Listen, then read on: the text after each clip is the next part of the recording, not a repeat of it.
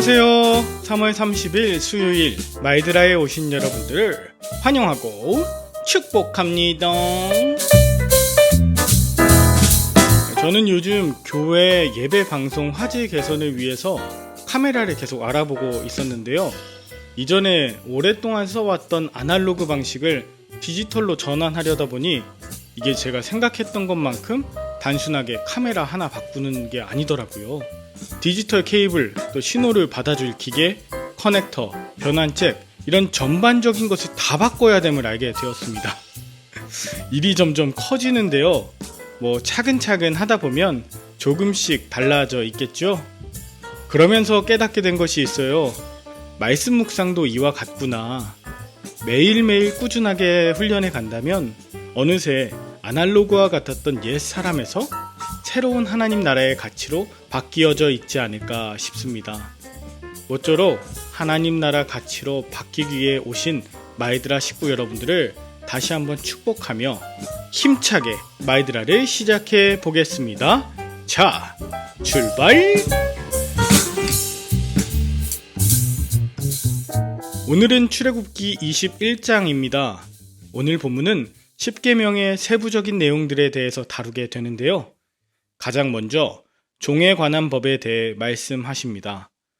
이것을 가장 먼저 말씀하신 이유는 이스라엘 백성들이 더 이상 종이 아닌 자유인이자 하나님 나라의 백성으로서의 정체성을 강조하시기 위함이었어요.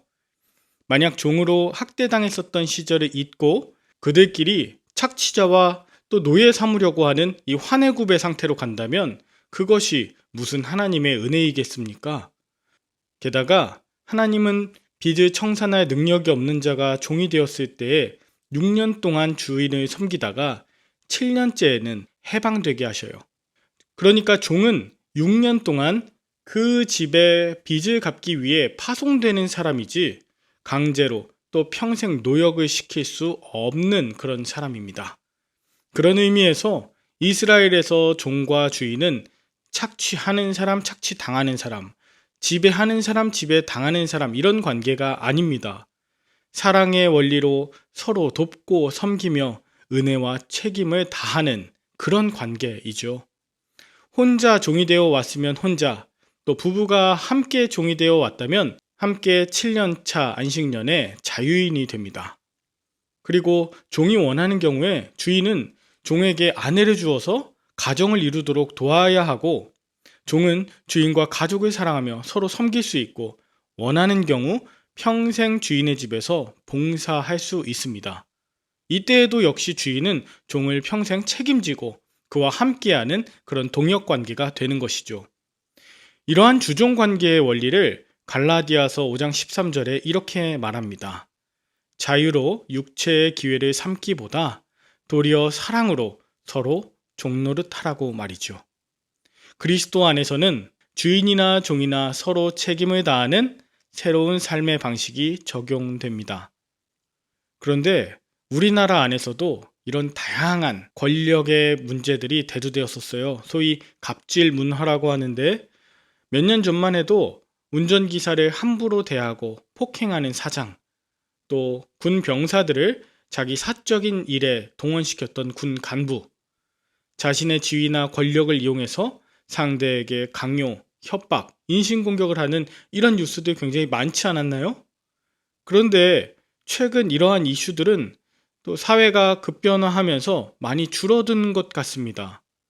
다만 마음이 아픈 건 오히려 영적 질서 운운하며 교회가 바뀌지 않는다는 거예요.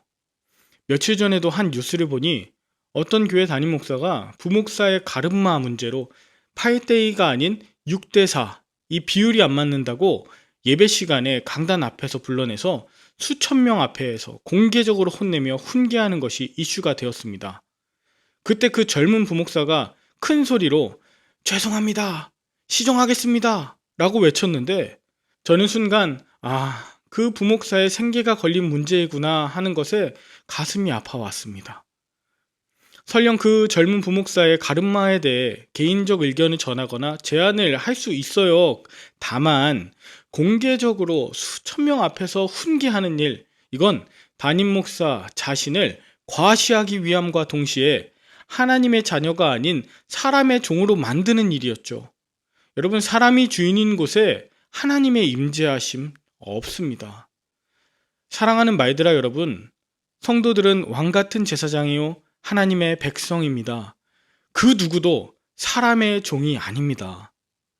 이 말들아를 들으시는 목회자분들, 그리스도 안에서 서로를 귀하게 여기고 섬기는 그런 그리스도인들 다 되실 수 있기를 바랍니다.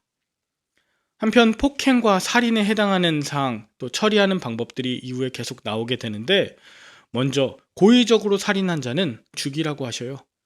그것은 생명의 주인이신 하나님의 권한을 침범한 것이고, 형제를 자기 몸처럼 사랑해야 하는 것을 죽인 것, 이게 ጼ데크를 위반한 것이죠.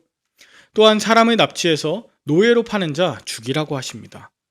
노예가 된다는 것은 개인적으로 파산해서 굶주리는 이웃을 살리기 위한 수단, 그들에게 일과 삶의 터전을 제공하는 수단으로만 허용되었기 때문입니다. 또 부모를 폭행하거나 말로 저주만 하여도 마땅히 죽이라 하십니다. 부모는 하나님을 대신해서 생명을 공급하는 자이고 하나님의 권위로 자녀를 양육하는 책임이 있기 때문입니다. 이처럼 자신의 책임은 망각하고 하나님의 권한을 침해하는 자는 육신이나 영적으로 이미 죽은 것이에요. 마지막으로 눈에는 눈, 이에는 이로 갚으라고 하는 일명 동해복수법에 대한 이야기가 나오는데, 이것은 가해자를 위한 법이 아니라 피해자를 위한 법이에요. 돈이 많은 사람이 없는 사람을 쳐도 되고, 돈 없는 사람은 돈 있는 사람에게 약간의 피해만 주어도 죽임을 당하는 애굽의 문화에 대해서 지적하시는 거죠. 게다가 피해받은 만큼 되돌려주라는 것을 통해 무분별한 복수를 방지하는 것은 물론 피해당한 것 이상으로 복수하려는 마음을 억제시켜 보복의 악순환을 끊게 하시고자 했던 거예요.